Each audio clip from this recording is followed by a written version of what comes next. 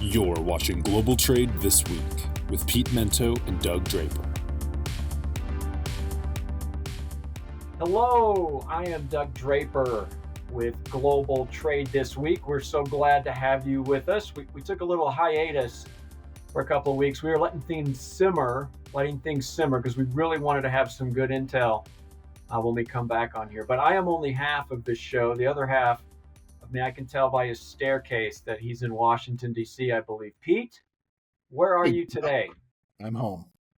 I'm actually on vacation, but it doesn't feel like it today. And it didn't feel like it Thursday or Friday either when I took those days off. Poorly timed time off, buddy. Poorly timed time off. Doug, I love the I am Doug Draper. I feel like I am Iron Man. That was fabulous when you announced yourself with great authority this afternoon. That was I'm stoked, man. This show, like I said, we were out for a couple of weeks, but we're back. I'm excited. You saw some of the text message I sent, man. I'm ready to land it. Yeah, he took his pre-workout. He did his squat thrusts and his lunges and his push-ups. He's ready to go. Yeah. Well, we got all kinds of stuff. Literally, we were talking before we jumped on air and stuff. There were some pivots like 20 minutes ago. Yeah. That's just how crazy it is nowadays. So all of our topics are around the obvious. Pete, why don't you kick us off? All right, bud. So last week, right on time, we found out about the new reciprocal tariffs and how they're going to be done. What we also found out was that none of us had any clue about what these tariffs were going to look like. I don't care if you were a Nobel Prize winning economist sitting in your golden tower. I don't care if you were someone who was in the administration. Nobody had any idea what these were going to look like. And the ultimate effect is this baseline global tariff of 10%. And then on top of that, a reciprocal tariff that can, go as high as 60, 70%, depending on where it is. And the mathematics for making it are hysterical, Doug, right? Like I was expecting it to be, all right, we're going to take into account tariffs versus this versus that. No, it's just the trade imbalance divided by exports. That's all. And there's this great, on the USTR's website, they have this picture of the formula that they use. And it looks like something that, Goodwill Hunting put up on the board at MIT in the middle of the movie. And then on the bottom, it says in plain English. And it just says, the trade imbalance divided by exports. So they were trying to make it look more exciting than it was, but it wasn't. The immediate effect of this has been incredible. So, Doug and I were talking with Keenan before the show started. The rumors that you're hearing right now, like the president's going to, he's going to delay these for 90 days. And then Trump comes on and goes, no, that's fake. Literally said that's fake news, right? And then the retaliation that's happening, not even 20 minutes ago, the president said, if China continues to retaliate, we're raising their tariff to 50%. Just this just absolute twisting of the knife. So what's happened in the interim is a lot of confusion. And here's why. The executive order came out, Doug, but it was a bit confusing about how the tariffs were going to be applied. It was difficult about when. So if you have product on the water, when is it going to actually be impacted, right? It's got to get here before the 28th, I believe, and it has to leave by the 5th. So then the new tariffs, the extra reciprocal tariffs, have to have left before midnight tonight and get here before the 27th. But really, other big surprises, Mexico and Canada don't have the additional tariffs. The 232 tariffs will take the place of reciprocals in some places or won't be impacted if there's a reciprocal. It's just so complex and so confusing that I've spent most of the last 5 days just really with a spreadsheet trying to work it out for people. And, Doug, let's just be honest about this. There is a chance, of course, that a lot of these countries will negotiate away their tariffs. We've already heard about India, already heard about Vietnam, Cambodia, a lot of other countries, Israel, of course, being another one, that have said, we'll drop all of our tariffs if you'll do the same. And we'll work this out, But now Navarro was on TV today, who's the special economic advisor to the president, saying that that's just not enough. It's not enough that you go to zero tariffs. No, we want more. We want to worry about, all this Chinese money coming in and transshipment. We need a bigger commitment than going to zero tariffs. It's just, Doug, this is the craziest, what are we at now? 2.5 months of my entire life, my entire professional life. It is just madcap end to end knuckleheadedness from start to finish, brother. Yeah. Well, Pete, you are an expert in your craft, and the fact that you say this is the craziest time in your career speaks volumes. And then the other thing, I'm just picturing you with an abacus and a pencil behind your ear, trying to figure out all the formulas that you just mentioned over the last 5 days. Yeah. Yeah, it was more like a red crayon, while I was drooling on myself trying to get through all of it. But the good news is we appear to understand now how they're going to be applied, and they are stacking. There are some cutouts certainly that are going to be good for the automotive industry, some cutouts that are great for our friends in Canada and Mexico.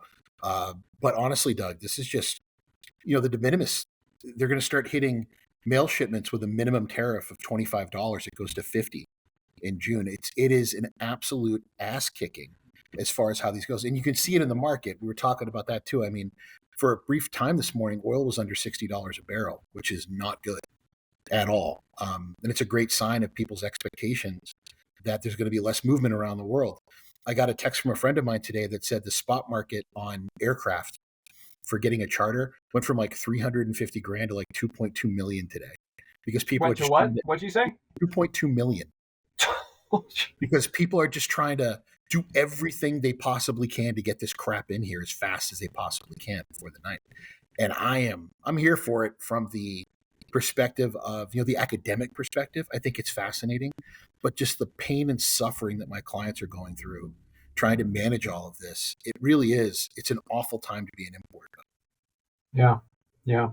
Well, you made a comment about de minimis, which is my first topic. You okay if I jump in? Yeah, let's do it, brother. All right. Well, as you said, I was trying to come up with a clever tagline, right? De minimis, de bye bye, de minimis, de nada, Uh-huh. and from free to fee. Those were the three best ones I could come up with. How about de minimis departs? There you go. All right. Well, you just nailed it, right? So effective May 2nd, right? They're eliminating it. As simple as that, right? So here's some bullet points I was thinking of, Pete, because everybody that listens to this show pretty much understands de minimis, the $800 of value and lower free duties, taxes. So to your point just a second ago, I think the air freight, this is my personal take on some stuff, right? Air freight's going to get hammered as soon as this gets done, if it transpires, right? I think it'll emerge completely opposite of what you just said for the next 30 days. But after that, look for excess capacity. I think rates are going to plummet. But the thing about air freight is you can pivot a lot faster than the steamship line industry, reposition aircraft, land them, and don't take off, right? So I think that'll balance out the supply demand. But look at air freight; it's going to be volatile. The $25 thing that you just mentioned, $25 minimum effective May 1, and then it goes up to 50 effective May 6th. Now I got my abacus out, right? And this is the Midwestern Wichita, Kansas math I'm going to implement. But I did some research, Pete. There was 1.3 billion packages that went through under de minimis in 2024, and the value of all of that was $64 billion. So if I do my rudimentary math, that's like $46 an average value shipment. And if you tack on a $25 minimum and then a $50 minimum, that's a big deal. I mean, that's huge. It's all for X. What's the equation? It's all for a really big deal, Pete. That's what the number is. Yeah. Yeah, it's crazy. It's crazy. The one thing to you, well, there's two things here. The one of which is that I heard, and I'm going to ask you to elaborate on this in a second here, but not right now, is that the collections and the transmissions of all the import data, the onus is on the carrier, right? Right. And so if I'm a carrier and I'm not 100% sure what's in these products and the whole fentanyl situation and some of those reasons, I'm going to be as far away from that as I possibly can. So but just give me a comment on that right now, because I think that's important, right? So the carrier now has the responsibility. What are your thoughts on that? Because I was trying to do some research and stuff, but my simple understanding is if I owned a carrier and I was responsible for what was coming in, I would be very hesitant to just swipe the pen and say everything's good, bring it into the U.S. Well, the couriers, Doug, got a little love out of this, right? So they still have an opportunity to use manifest entries, which is going to lower the cost of processing the de minimis import, but doesn't relieve people of the tariff burden. So they're having the opportunities, the FedEx, the UPSs, the DHLs of the world. They're going to have the opportunity to still bring it in with a much easier processing. But to do that, they had to take on more responsibility for the safety of the goods and what's inside them. So yeah, it's a gamble. And I'm sure that they've got better lawyers than we could ever dream of, buddy. So they'll find a way to make it work. But I think de minimis as a whole on the e-commerce side of things is going to have a complete and total rehaul as part of the conversation between China and the United States. I think you're going to see more responsibility going on the exporter. I think the exporting country is going to be involved in drug interdiction and lots more screening. I think that's also probably we're going to see a lot more of as well. But de minimis has become just kind of a way of doing business. It's part of our business. It's part of what we do every day now. And unfortunately, we've gotten so used to doing it this way, we haven't really understood what the long-term negative effects are of this program to the economy, to people's health, to people's safety, and of course, to all the counterfeiting that probably goes along with it as well. Yeah, it's going to be tough. The other two final things on this is de minimis still stays in effect, right? The benefit for certain countries, but a lot of those countries are where over the past decade, people are like, you need to come up with a plan B. You need another sourcing strategy. And like, okay, I'll move it to Vietnam. I'll move it to Thailand. I'll move it to Cambodia. And those, the tariffs on those is greater than China in some instances, right? So, hey, I've done the right thing as a manufacturer and importer here in the United States by transitioning my supply chain over to other countries. And in hindsight, it didn't do anything, right? There's no value, just a swap of a pen. And then the last piece, Pete, is like, how is customs CBP going to handle all of this stuff, right? As far as the data, the entries. I just spoke to 1.3 billion packages, right? And now those have to be accounted for. I don't know. You've talked about this before, about the overwhelming impact onto the regulatory aspect of coming into the United States. So what's the, again, I'm deferring to you because you're the pro on this stuff. What's the general vibe? Like, holy shit, here comes a wave, or what's the thoughts? Yeah. Each one of these now becomes a line on a type 1 formal entry. So a lot of times when you look at the volumes that a customs house broker does on formal entries, there'll be 2 or 3 lines, 4 lines, 5 lines, but there's usually not a lot of lines. There are exceptions, of course. But when you're talking about 10,000, 20,000 individual shipments in an ocean container, that's 20,000 lines in a formal entry. And it's complicated to do, and it's difficult, and it takes more time. It's going to be more expensive for these guys to operate that way, if they do continue to operate that way. And then onto that as well, Doug, you were just talking about Vietnam and Cambodia. Here's where customs really is going to be a pain.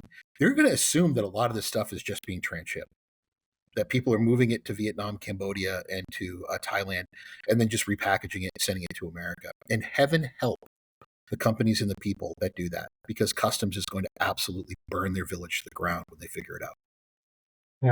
Yeah, I think the shenanigans to work the system is going to be on high alert. And if you're an importer and you think that that's the easy solution, you're going to be in trouble. You're wrong. You're big time wrong. You're going to get caught. You're going to get caught. Yeah. Well, that takes us to halftime, right? Feels good. We haven't had a halftime in 2 weeks, right? So this is good. And it is, of course, brought to us by Cap Logistics. We appreciate their efforts, giving us our soapbox every week, and Keenan taking care of us. So this is an all sports halftime. Pete, I'll let you start off.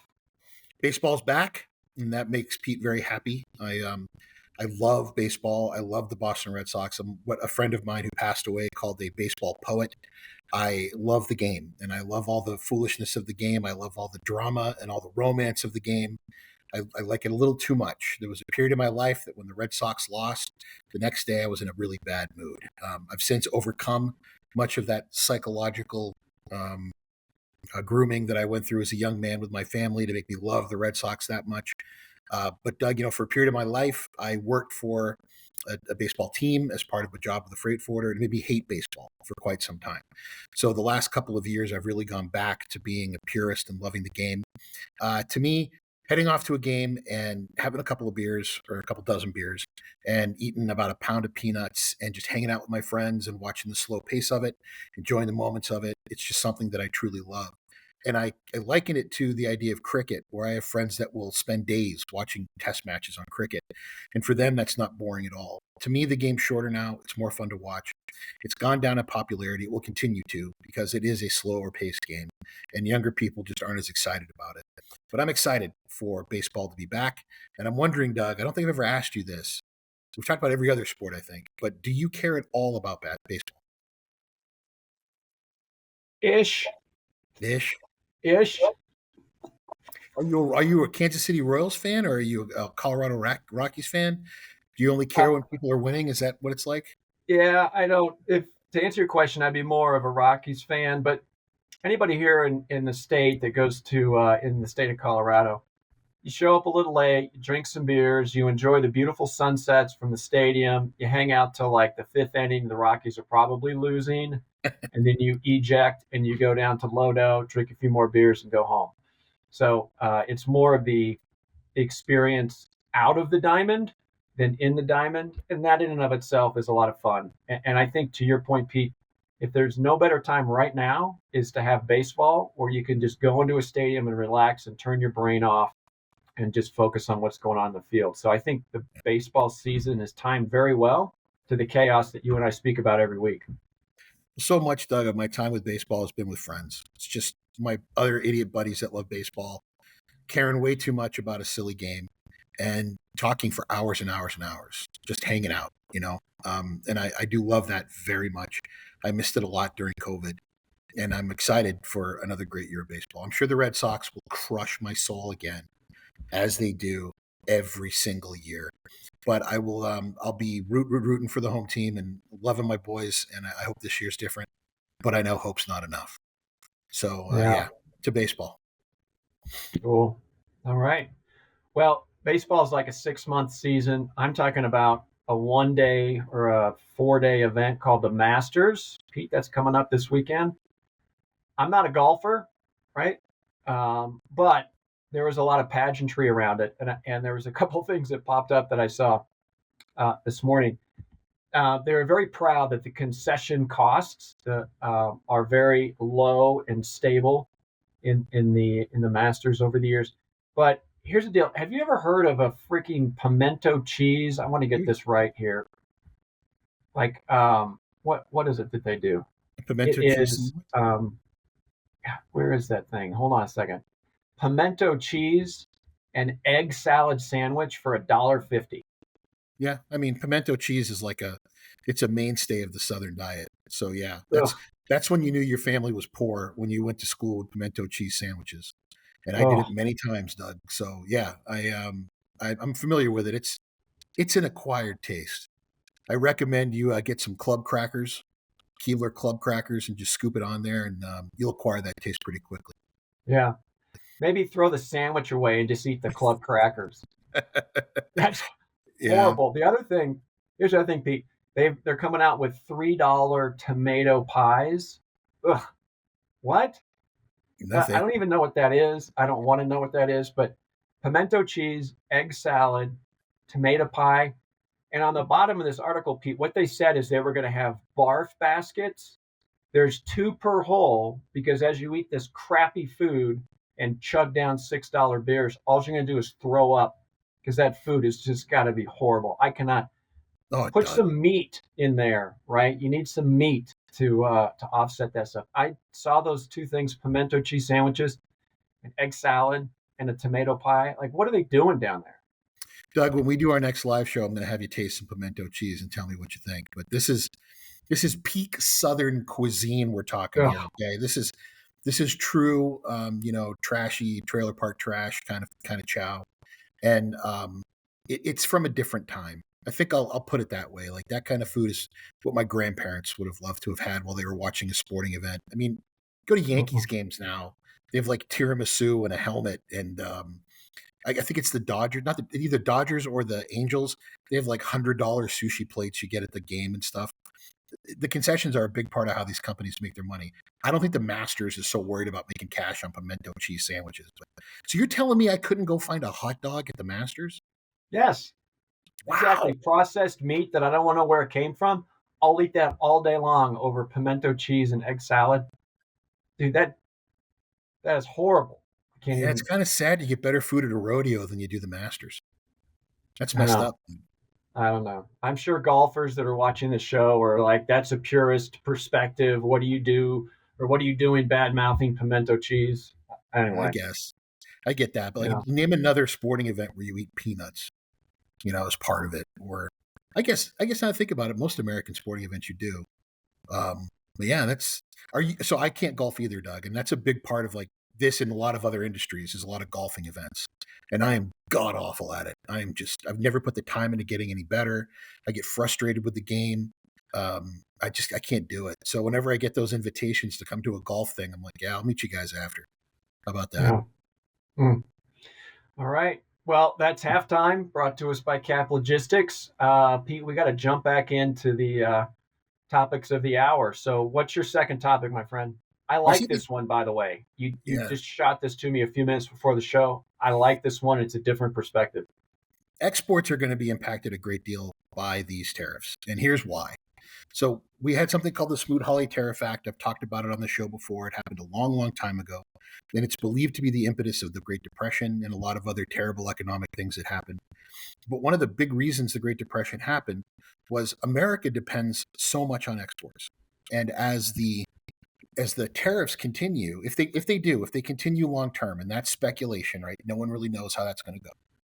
It's going to mean that foreign countries are selling less of their goods, which means they have less money on hand to buy American goods. So that's part of the problem. Now, there's an opportunity as well. As the dollar loses its strength, it becomes less expensive to buy American goods. So the tariffs can make a big dent in changing that. They can make it worse by raising tariffs a great deal on America. But believe it or not, putting high tariffs on American imports actually impacts our ability to export. It can cause a tremendous amount of confusion and chaos, and it can rupture any kind of advantage that we have on exporting our own goods. And it seems kind of antithetical. It doesn't seem like it makes sense, right? Like what would that have to do with it? It has a lot to do with it because we are the biggest consumer in the world. I use this metaphor today. It's like if the fattest guy in town stops going to the Chinese buffet every day for lunch, you're going to sell a lot less crab rangoon. You know what I mean? So if we're buying less and less from these places, they're going to have less and less money to invest in other economies, let alone their own. And it will have an effect long term on American exports if we don't find some way to manage this tariff crisis quickly. Yeah, that's why it's called global trade. Yeah.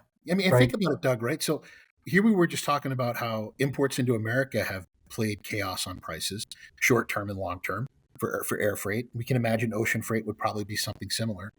Well, now imagine if it's not just coming to the US. If all over the world there's less and less transportation consumption being done, what that would mean for global transportation rates and for our jobs, for our jobs, we would have to try to find ways to make more money with less freight. And that's a hard thing to do, as we all know.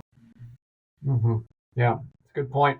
I keep thinking of the, being with Inland Star headquartered out in the Central Valley, California. One of the biggest groups that's going to be impacted is farmers in the ag sector, right? So what does that mean when there's problematic? You go to the farm bill and you get subsidies, and they ask you to stop, the conservation, I think is what they call it. Like, just don't produce. We'll pay you to sit on your land. And there's going to be some implication. All that money comes from the U.S. government, right? Right. So they stop that, and then they meaning the U.S. Subsidizes the farmers out there, and it's real. I mean, I've already started to hear about it with some of our clients, and it's a big deal. How are the commodities going to be impacted? In the ag industry, it's going to be substantial if this transpires. Yeah, you're absolutely right, Doug. So, all right, why don't you bring us home, buddy? All right, here's my last one, and I want to preface this has been proposed. It's not gone into effect yet, right? Is that whole $1 million per vessel when they the port of call, the fee $1 million fee. 1.5, Doug. 1.5. What's that? 1.5 million. 1.5. I thought the extra 500K was just on like high risk or unique commodities. Is it not? 1.5 million. Yeah. Well, the thing that the results of that, right, in my opinion, is at some of these vessels, it's per call, right? So you come in and you bump up the coast, and maybe your vessel will hit. I'm just going to keep it simple: Seattle, Oakland, LA, right? 1, 2, 3. There's $4.5 million. So I think what's going to transpire if this goes through is these large vessels are going to be like, I'm going to get the biggest boat I got, and I'm just going to call on one port. And there's only so many ports that can handle these mega ships, right? So that means the second and third tier ports that you and I spoke about that were the beneficiaries of the potential strike in LA, and then the chaos of COVID, where they really reaped the benefits, right? They had phenomenal years because they were second and third tier ports. Those ports are the ones that are going to get hit because they're going to call on Houston, LA, New York, Miami, and they're just going to bypass these smaller ports. So what happens when you jam more stuff? It's called a supply chain. So the ports are busy, the operations on the port, the drayage companies, the warehouses, and then ultimately the trucking going to the end consumer. So just start jamming more product into these mega ports, and there's not that many of them in the US. It's going to create more congestion, which is going to create delays. And shocker, prices are going to go up. So I think that's something that folks need to take a listen to and see how that's going to impact their supply chain. Where are you calling? Did you take advantage of the smaller second and third tier ports during some of the chaos? Again, they came up with a plan B. I came up with a plan B. I'm importing my products. Now I'm bringing them in through Savannah. Well, those are going to be impacted, and the ultimate consumer is going to be impacted. So I don't know. Have you thought about that? What's your take on it? Yeah, I've thought a lot about this, Doug. I mean, I get asked questions about it constantly. And so first of all, right, this $1.5 million, the president today, what we're getting for answers is very low. Are they going to go through all the appropriate responses and processes? Or is the president just going to do another executive order, which he believes he can do? So I put up a post, I copied a post from Eric Johnson, friend of the show, from the Journal of Commerce. He put up today, and we really don't know. I mean, he could enact these overnight if he felt like it. The president has an agreement now with CMA CGM where they pledge $20 billion to port infrastructure and to American maritime infrastructure. And I think if you were to look at it, we've talked about this before on the show, right? That if every one of these carriers made similar pledges, he'd get about as much money from that. And that would probably be more beneficial politically. But that money's going to come from somewhere. They're not going to just like find $20 billion a piece out of the bank account and hand it over. I imagine it would affect rates. Pardon me, it would affect rates. And another side of this, Doug, is the president wants to see half of our exports on American flag vessels. And they've talked about allowing Korean-made vessels to be American flag, which right now under the Jones Act they can't do. So this creates all kinds of other problems. We don't have enough sailors. We don't have enough officers. We don't have people, engineers to manage these ships. There's a supply chain that goes into building the supply chain, no different than truck drivers and airplane pilots, people operating gantry cranes and warehouse workers. You have to find these people. So it's a much bigger strategic issue, the ability for America to have sea lift in a time of war and to keep the sea lanes open and manageable. I understand all of that. But to pull this thing on a hair trigger like this, I mean, sure, it could be a revenue generator, but one way or the other, it's going to increase costs. That's A. And then B, in the interim, we really don't have a way of addressing the shortfall. Yeah, I like that last comment for sure. So interesting times. And you know what, Pete? All the things we just spoke about could be irrelevant in 48 hours. Oh, I hope so. Oh gosh, Doug, I hope that it's all puppy dog kisses and wedding cake and rainbows the next time we talk. That would be wonderful, but hope's not a strategy. Yeah. So as we often say at the end of the show, thank you all for joining us, listening. Please do subscribe on whatever platform it is that you listen to. A deep, heartfelt thanks to our friends at Cap Logistics for their unwavering support of the show. Again, neither Doug or I work for Cap Logistics, and they continue to support us by allowing us to have Keenan on work release from his juvenile home where he comes on once a week, and I thought that would get a laugh out of Doug. It didn't. To work with us, and I think most importantly of all, as we always say every week, if it's happening in global trade, you'll hear about it on Global Trade this week. I'll see you next week, buddy. Pete, take care. Drive safe.